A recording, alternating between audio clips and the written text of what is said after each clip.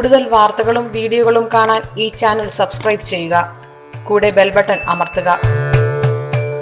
Asia live ടിവിയിലെ feng shui പ്രോഗ്രാമിലേക്ക് ഏവർക്കും സ്വാഗതം. ഇന്ന് നമ്മൾ ചർച്ച ചെയ്യുന്നത് കുടുംബ ജീവിതത്തിലേക്ക് മൂന്നാമതൊരു വ്യക്തി എങ്ങനെ കടന്നു വരും, അല്ലെങ്കിൽ ആ ഒരു വ്യക്തിയുടെ സാന്നിധ്യം ഉണ്ടാകുന്നത് എങ്ങനെയാണ്, അത് ആ ദോഷം എങ്ങനെയാണ് ഫെങ്ഷു പ്രകാരം സംഭവിക്കുന്നത് എന്നുള്ളതാണ് പറയുന്നത്. അപ്പോൾ നമ്മളുടെ ബെഡ്റൂം ആണ്. ബെഡ്റൂമിൽ നിന്ന് പറയുമ്പോഴത്തേക്ക് നമ്മൾ പല ബെഡ്റൂമിലും മിററുണ്ട്. മിറർ വെക്കുന്നത് ബെഡ്റൂമിൽ വെക്കുന്ന അത്ര നല്ലതല്ല. മാത്രവുമല്ല, നമ്മൾ കിടക്കുന്നത് കണ്ണാടിയിൽ കൂടെ കാണുകയാണെന്നുണ്ടെങ്കിൽ നമ്മുടെ ജീവിതത്തിലേക്ക് മൂന്നാമതൊരു വ്യക്തി കൂടി കടന്നു വരാനുള്ള സാധ്യത വളരെ കൂടുതലാണ്. ഇത് ഫെങ്ഷുയിൽ എടുത്തു പറയുന്ന ഒരു കാര്യമാണ്.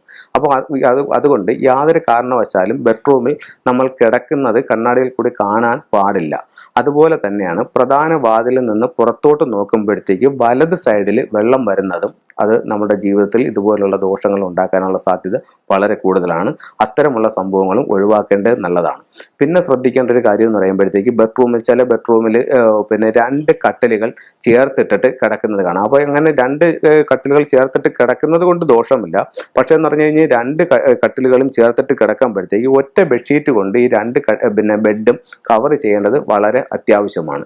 പിന്നെ ശ്രദ്ധിക്കേണ്ട വേറൊരു കാര്യം എന്ന് പറഞ്ഞാൽ, നമ്മൾ കിടക്കുമ്പം നമ്മളുടെ കാലോ നമ്മളുടെ തലയോ ടോയ്ലറ്റിന് നേരെ വരാൻ യാതൊരു കാരണവശാലും പാടില്ല.